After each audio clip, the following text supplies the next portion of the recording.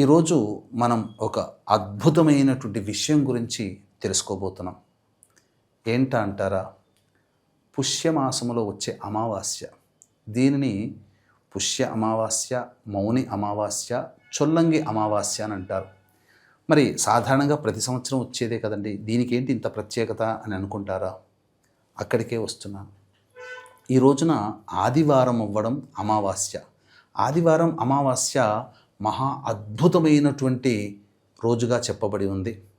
అంతేకాకుండా ఈ రోజున ఉత్తరాషాఢ నక్షత్రం కూడా ఉండడం వల్ల మహాపుష్య అమావాస్యగా మనం పిలుచుకోవచ్చు.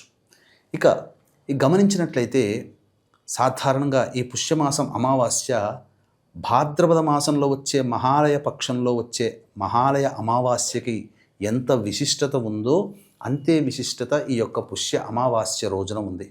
ప్రధానంగా ఈ సంబంధించినటువంటి పుష్య అమావాస్య రోజున చేయాల్సినటువంటి విధి విధానాలు అనేటువంటివి మనం తెలియచేసుకుందాం. ముఖ్యంగా ఇప్పుడు ప్రస్తుతం శని మీనరాశిలో సంచారం చేస్తున్నాడు కాబట్టి మేష, మిథున, కర్కాటక, సింహ, కన్య, వృశ్చిక, ధనస్సు, కుంభ, మీనరాశుల్లో జన్మించినటువంటి వారు శని బాధ నివృత్తికి కొన్ని పరిహారాలు, సూక్ష్మమైనటువంటి పరిహారాలు చేసుకుంటే శని బాధ నుంచి బయటపడతాము. అంతేకాకుండా ఆదివారము అమావాస్యతో కూడుకున్నటువంటి రోజున కాబట్టి మనకు సాధారణంగా మనకు తెలిసినటువంటిది సాధారణమైనటువంటి దేవతలు మనకు పుష్టినిస్తాయి. అలాగే తాంత్రిక దేవతలు అంటే ఉగ్రదేవతలు అని అర్థం.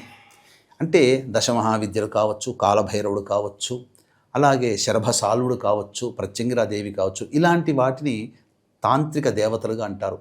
మనకు తాంత్రిక దేవతల యొక్క అనుగ్రహం కూడా మనకు కావాలి కాబట్టి ఈ తాంత్రిక దేవతలు ఆదివారం అమావాస్య రోజున ఎక్కువగా శక్తిని కలిగి ఉంటారు. దేవతా శక్తి తగ్గి ఉంటుంది. ఎందుకు పుష్య మహా అమావాస్యగా చెప్పబడి ఉంది అంటే ఆదివారం సూర్యునికి సంబంధించింది, అలాగే అమావాస్య సూర్యుడికి సంబంధించింది. పూర్వాషాఢ నక్షత్రం ఉదయం 10:13 వరకు ఉండి తదనంతరం పూర్వాషాఢ నక్షత్రం వెళ్ళి ఉత్తరాషాఢ నక్షత్రం వస్తుంది. సూర్యుడికి సంబంధించిన నక్షత్రాలలో ఉత్తరాషాఢ నక్షత్రం కూడా ఒకటి కాబట్టి ఈ రోజున ప్రధానంగా వీక్షించేటువంటి ప్రేక్షకులు గతించిన మీ యొక్క పితృదేవతల అనుగ్రహం కోసం ఈ రోజున పిండ ప్రదానము, తర్పణాది కార్యక్రమాలు మహాలయ అమావాస్యలో ఎలా అయితే చేస్తారో ఈ రోజున అదే విధంగా చెయ్యమని శాస్త్రం చెప్పబడి ఉంది.